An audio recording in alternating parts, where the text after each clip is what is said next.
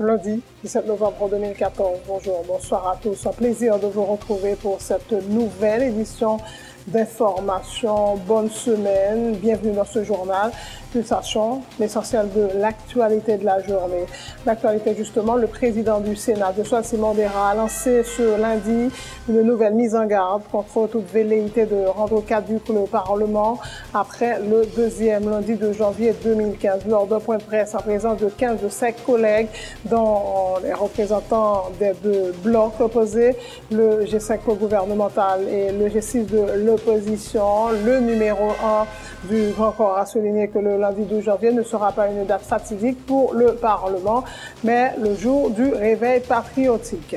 Invité à rencontrer le président Michel Martelly le 19 novembre dans le cadre des consultations sur la crise politique, 5 des 6 partis et regroupements de partis politiques de l'opposition demandent à l'exécutif d'envoyer des signaux clairs d'apaisement social et politique dans le but de créer un climat de confiance préalable à la tenue de négociations sereines dans les meilleurs délais des discussions qui requièrent la présence de facilitateurs haïtiens acceptés par les deux partis. Le groupe des 6, François Milavalas, dont les représentants n'ont pas signé la correspondance, déplore le caractère irritant des arrestations illégales et des persécutions politiques systématiques dont sont victimes les adversaires du pouvoir.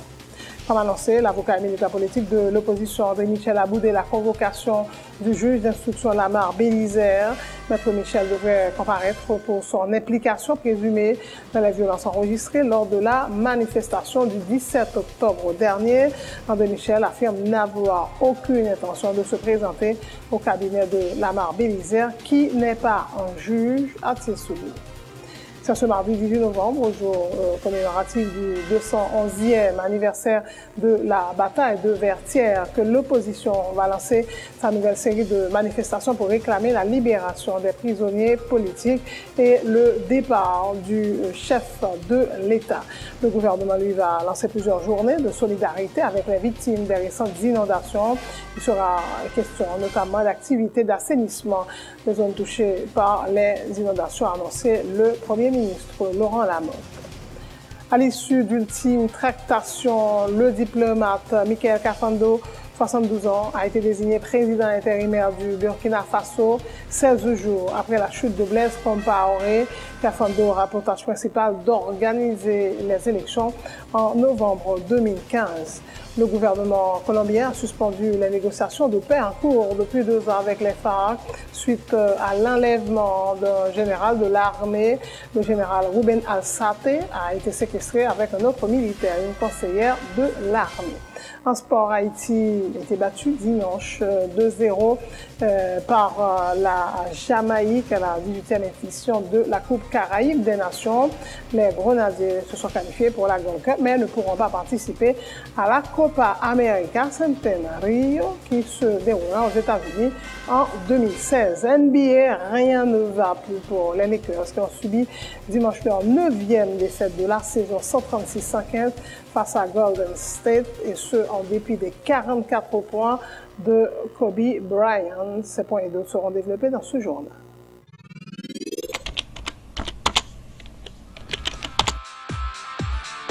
Bienvenue dans cette édition d'information Pulsation, l'essentiel de l'actualité de la journée. Merci de votre fidélité. Bienvenue dans ce premier numéro de Pulsation Week-end.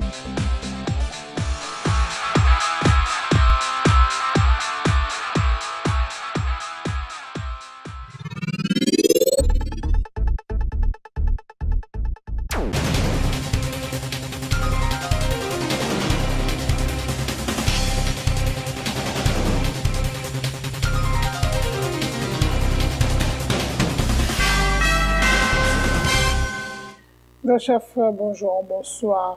Couverture de ce journal, le président du Sénat, Joshua Simon Dera, une nouvelle fois mise en garde contre toute velléité affichée ou voilée de rendre caduc le Parlement haïtien après le deuxième lundi de janvier 2015.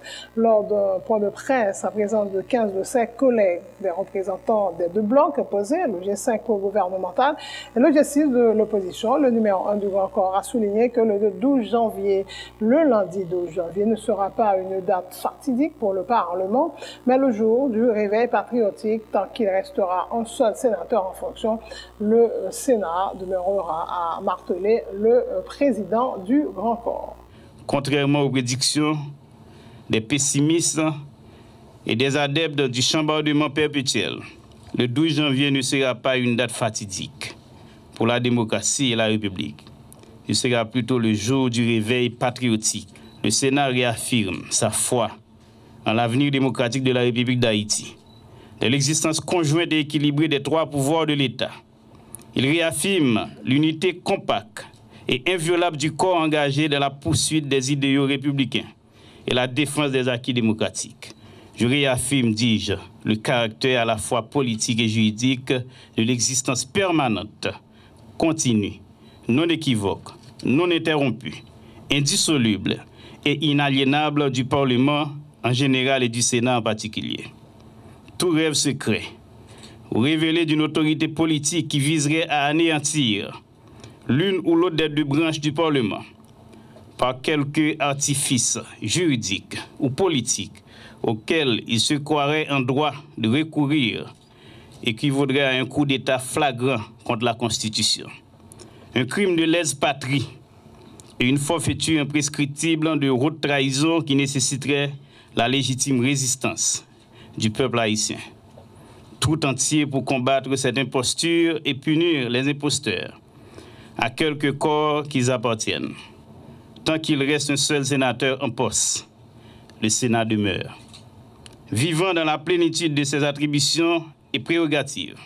Et si même, par la faute des uns et les astuces des autres, le corps venait à être amputé d'un tiers, de 2 tiers, et même de la totalité de son effectif, l'institution sénatoriale demeurerait encore infrangible de son essence, invulnérable de son existence constitutionnelle, exhibant un vide accusateur qui ne serait que la définition et l'image de la forfaiture de ses détracteurs. Invité à rencontrer le président Martelly le 19 novembre dans le cadre des consultations sur la crise politique, 5 des 6 partis politiques et regroupements de partis de l'opposition demandent à l'exécutif d'envoyer des signaux clairs d'apaisement social et politique dans le but de créer un climat de confiance préalable à la tenue des négociations sereines dans les meilleurs délais. Le groupe des 6 moins famille Lavalas, dont les représentants n'ont pas signé la correspondance, déplore le caractère irritant des arrestations illégales et des persécutions politiques systématiques dont sont victimes les adversaires du pouvoir. Il dénonce aussi les propos tenus par le ministre de la Communication, Rudy Erivo, qui contribue, je cite, à polluer l'atmosphère politique déjà toxique. Le titulaire du ministère de la Communication a récemment traité de cafards les opposants au pouvoir en place. Le G6 Moussoumi Lavalas, qui se dit toutefois prêt à participer à des discussions portant notamment sur les différents aspects de la crise, notamment la question des élections, le fonctionnement des institutions, pour parvenir à un accord politique global requiert la présence d'un facilitateur haïtien accepté par les deux parties. Comme annoncé, l'avocat et militant politique de l'opposition André Michel a boudé la convocation du juge d'instruction Lamar Bélisaire.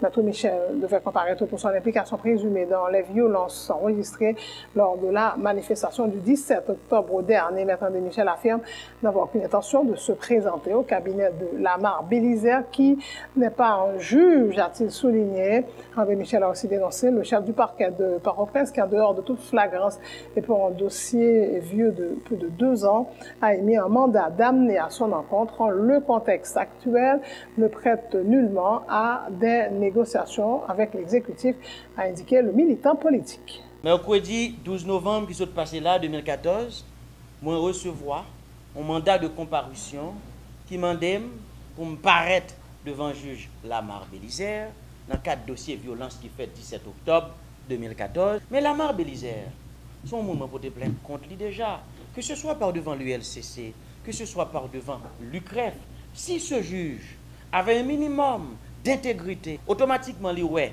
non dans le réquisitoire, il aurait dû se déporter automatiquement.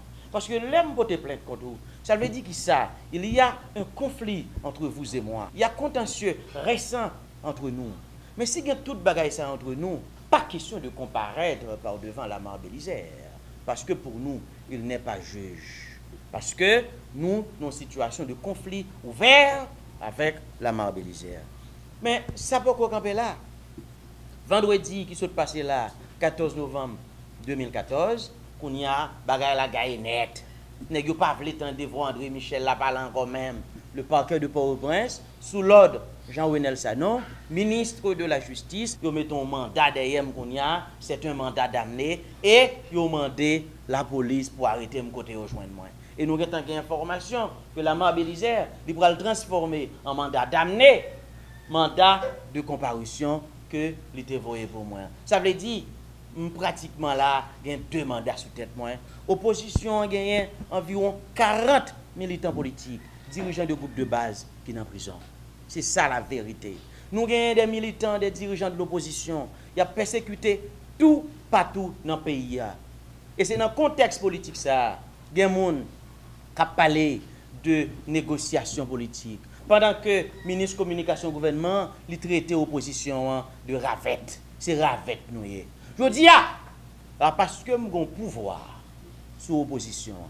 Mais je veux dire qu'au nom de la morale politique, pas aucune négociation qui est possible avec Martelly tant que prisonnier politique n'est pas libéré. Il ne peut y avoir d'invitation à n'en plus finir, a indiqué Fednel Monchéry, le coordonnateur national de réponse paysan, la plateforme politique sous la bannière de laquelle Michel Martelly avait présenté sa candidature à la présidence en 2010. La démarche du chef de l'État de lancer plusieurs invitations aux partis de l'opposition participe de sa volonté de ne pas diriger le pays par décret, de l'avis de Monchéry, qui appelle les partis représentant les durs de l'opposition à répondre favorablement à la demande de dialogue du pouvoir. Fednel Monchéry a aussi appelé les sénateurs de l'opposition à voter les amendements à la loi électorale de manière à rendre possible l'organisation des prochaines élections. Plateforme politique réponse paysan, dans l'occasion du 5e anniversaire, là, renouveler engagement pour continuer la bataille, défendre l'intérêt paysan, femmes, jeunes, tout le monde en général dans 4 coins pays. Et nous avons dit tout que nous-mêmes, à partir de aujourd'hui, nous lançons la mobilisation pour la paix, pour la reconstruction, pour l'entente et pour nous arriver à construire, ça nous toujours élé un printemps de paix qui doit conduire nous vers des élections libres, honnêtes et démocratiques. Nous renouvelons l'autre fois encore engagement, nous. Appuyons-nous en dans mobilisation ça à président Martelly qui a fait tout effort possible et imaginable pour joindre une fin à crise. Et nous souhaitons que les partis politiques de l'opposition qui sont invités comprennent la nécessité pour que ils permettent que le pays s'apprend chemin élection. Mais nous avons dit tout que le président n'est pas capable de faire invitation sous invitation. On leur force à fini. Nous lançons le mouvement ça à partir de jeudi. La mobilisation ça a commencé dans 10 départements. Nous prenons le gourmet pour nous aller dans l'élection. Mais pour ça fait, il faut que la loi électorale là vote. Si jeudi là, nous pas gagné élection, ce n'est pas Martelly, ce n'est pas le président Martelly qui est responsable. Si jeudi là, la loi électorale là pas publiée dans le moniteur, ce n'est pas le président qui est responsable, c'est le parlementaire qui a une responsabilité. Ça. Il faut que tout le monde connaisse des marches président a fait là. C'est volonté de pas gagner pour la diriger le pays. Il n'y a pas de crèque. Même Jean pile moun a dit. Donc, le président voulait faire élection, il voulait que le pays a pas tomber dans le chaos. C'est ce mardi 18 novembre, à l'occasion du 211e anniversaire de la bataille de Vertières, que l'opposition va lancer sa nouvelle série de manifestations antigouvernementales dans le cadre d'une mobilisation baptisée Opération Burkina Faso, en référence aux protestations ayant conduit à la chute du président Blaise Compaoré. Après 27 ans au pouvoir, la manifestation de ce 18 novembre aura 2 points de départ, l'un au Bel Air et l'autre devant les ruines de l'ancienne église Saint-Jean-Bosco Bosco, dans le quartier populaire à la Saline. Aucune menace d'arrestation ni persécution politique ne me fera reculer, a dit André Michel. Ces propos suivis de ceux de Maître Newton Saint-Just. Les enjeux sont grands. La confrontation devient pratiquement inévitable. Je dis la seule solution, c'est pour nous réaliser l'opération Burkina Faso. Nous voyons comment le peuple a sauté fait dans le pays Burkina Faso. La population prend la rue, ils prennent la télévision d'otage, ils entrent dans le Parlement. Et si, comme ne parlerait pas de courir, ils prennent le palais. Et voilà l'exemple que nous devons suivre aujourd'hui. C'est notre dynamique de combat ça à nous. Et demain matin, dans Port-au-Prince, 18 novembre, non. Manifestation sous Bel-Air, manifestation devant Saint-Jean-Bosco. Nous demandons tout le monde pour y aller participer. 25 novembre, il y a manifestation tout. 28 novembre, il y a manifestation tout. 29 novembre, il y a manifestation tout. Je dis à ce peuple-là qui pour prendre la rue, qui pour renverser le gouvernement assassin, le gouvernement criminel là. Et m'a dit ça, si vous pas de quoi. Moi, André Michel qui a parlé là. Mandat d'amener, pas mandat d'amener. Mandat d'arrêt, pas mandat d'arrêt. Arrestation, pas arrestation. M'a prêté diam. M'a campé ten face sur le terrain démocratique là pour moi défendre l'intérêt peuple haïtien. Et pas personne, je le répète, pas personne monde sur la terre qui est capable de faire back dans la bataille m'a mené pour changer les conditions de la vie de la population. Ni pour nous lancer un message au président Martelly. Nous pareil ni Olivier Martelly, ni Sophia Martelly, ni Michel Martelly. D'ailleurs, je regarde le président dans la télévision, je pense que c'est une plus grosse crise qui est annoncée. Et moi, j'ai président, ni la boue, elle met cocaïne là-dedans. La boue, café, elle met cocaïne là-dedans. Tout ça, la fait mettre cocaïne là-dedans. Je dis, s'il vous plaît, pour éviter le pays à une plus grosse crise, parce que nous ne pouvons pas mourir. Nous ne pouvons pas dans l'enterrement, c'est juger, nous besoin de juger. Pour la goûter, ça Timothée Rony a goûté.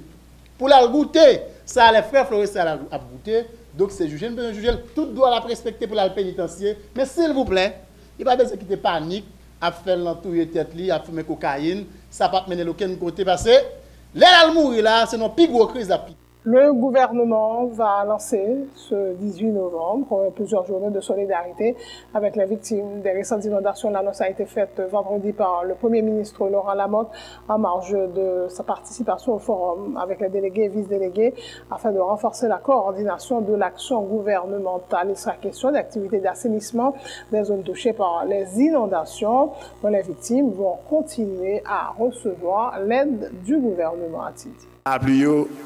Il va suspendre. Et chaque jour, il y a la pluie.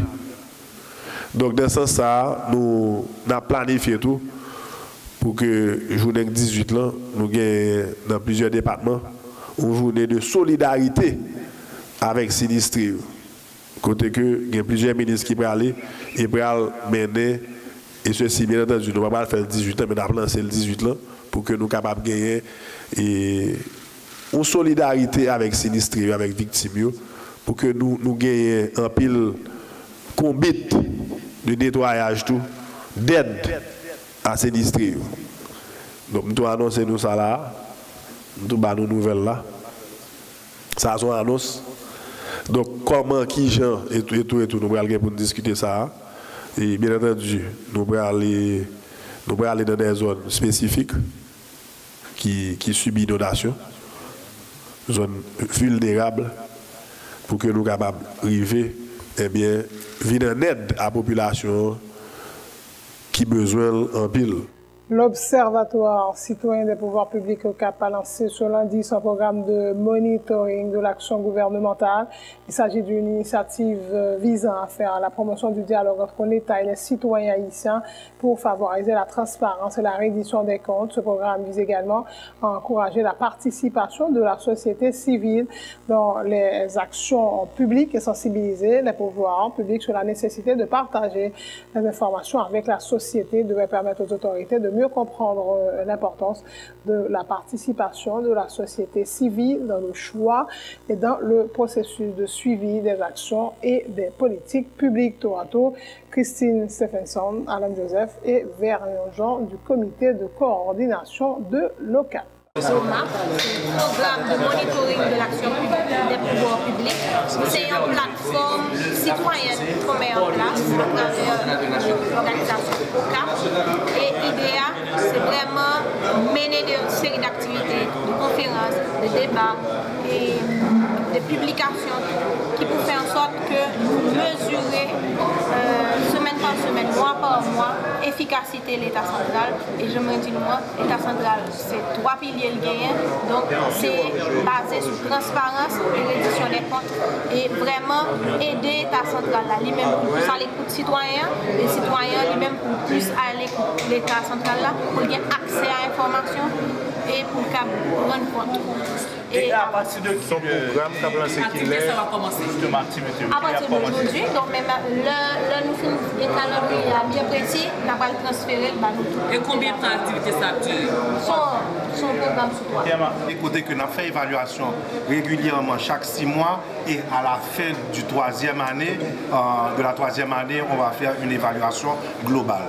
Et si nous résultats escomptés à nous joindre, nous tenus, nous allons continuer le programme. Qui sont nos résultats, nos côtés dialogue fondamental n'a parlé entre citoyens et État de façon qu'à une harmonisation, en collaboration pour une meilleure société. Les politiciens, c'est droit pour revendiquer droit à l'existence comme parti politique.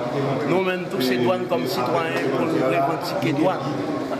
Pour demander côté on va avec qui ça on peut faire avec et c'est doit devoir nous orienter le pouvoir public. Ce changement qui est nécessaire dans le pays et ceci dans différents domaines. Pour commencer là dans le cadre du programme. L'Organisation centrale nationale des ouvriers haïtiens appuie la proposition du Conseil supérieur des salaires relatifs au nouveau salaire devant entrer en vigueur en début de l'année 2015. Suivant cette proposition, le salaire de base dans les industries de sous-traitance devrait être fixé à 240 gourdes par jour. Pour savoir, Dominique Saint-Éloi qui parle d'une juste proposition. Il salue par ailleurs les efforts du gouvernement pour accompagner les ouvriers du secteur, notamment en termes de transport et de nourriture, des mesures qui, a-t-il dit, devraient s'étendre dans les parcs industriels du pays. Donc, je ne dis pas, dialogue social là, à travers son appui et patron syndical. Il y a prêt une proposition ça nous-mêmes dans CNOA nous avons déploré. Et donc, je ne dis à c'est derrière recommandation CSS là, nous-mêmes nous avons marché. 240 gouttes comme ça les de base là, avec 300 gouttes comme ça les produits, 320 gouttes comme ça les productions. D'abord nous-mêmes, nous avons corrélé et nous avons dit CSS là comme ça, que nous pitons ça au lieu pour nous apprendre et 250 gouttes poitrinaires pour jusqu'en octobre 2014 et 2015 qui prend le frise pour 3 ans. Donc si ça a passé, ça c'est un crime contre l'humanité qu'il a payé, nous-mêmes nous dit. Donc je ne dis pas, c'est CSS là doit prendre droit grand monde pour le camper des décisions le prend et n'a demandé avec le gouvernement, ministère des Affaires sociales, président Matéli, pour OK, il a fait arrêter que Jean CSS là fait qu'on est là le 1er janvier 2015 pour arrêter à sortir pour ouvrir capable de toucher salaire ça que CSS là pour le désigner. Centrale nationale ouvrier haïtien CNOA s'allier gros effort gouvernement comment c'est fait pour bailler accompagnement manger accompagnement transport que ouvrier sous-traitance pour le bénéficier et n'a fait gouvernement connaît faut que lui augmenter assiette budget manger parce que manger pas arrêter au niveau son appui seulement faut que lui baille au niveau des routes aéroport faut lui baille Clessine faut lui baille tout dans Carrefour faut manger accompagnement ça doit arriver Wanamet il supposé arriver Caracol tout.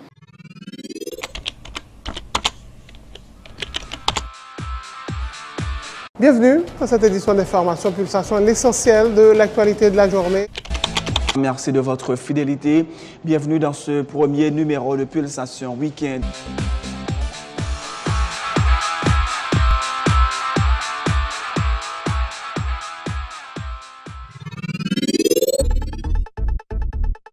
C'est la fin de ce journal, le rappel des titres avant de prendre congé de vous. Le président du Sénat, Josué Simon Dera, a lancé ce lundi une nouvelle mise en garde contre toute velléité de rendre caduc le Parlement haïtien après le deuxième lundi de janvier 2015. Lors d'un point de presse en présence de 15 de ses collègues, les représentants des deux blocs opposés, le G5 gouvernemental et le G6 de l'opposition, le numéro 1 du Grand Corps a souligné que le lundi 12 janvier ne sera pas une date fatidique pour le Parlement, mais le jour du réveil patriotique.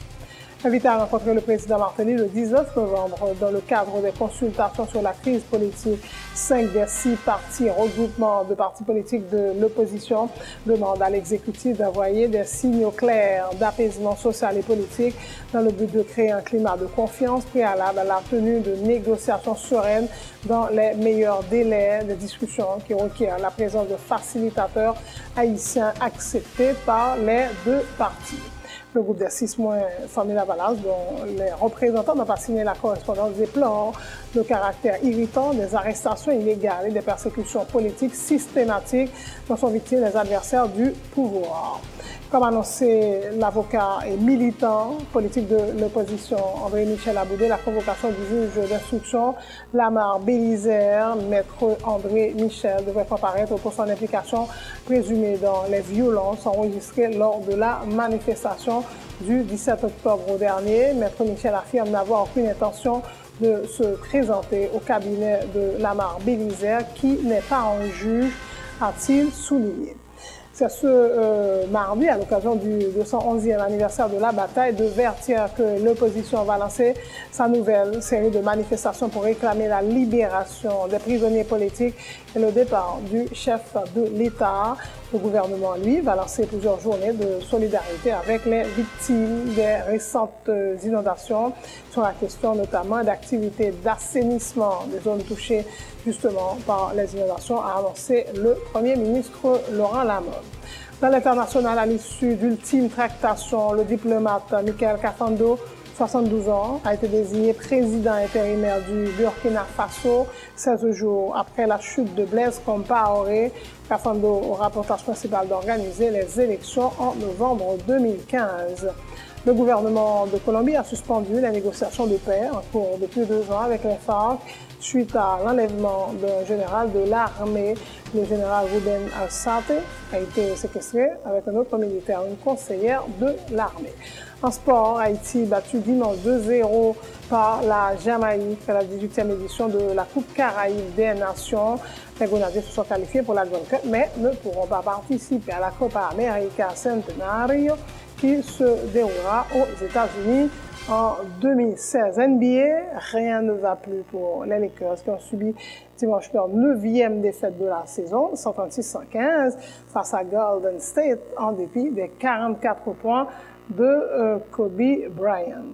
Merci d'avoir suivi ce journal. Passez de bons moments et bonne semaine en compagnie de Télé Pluriel.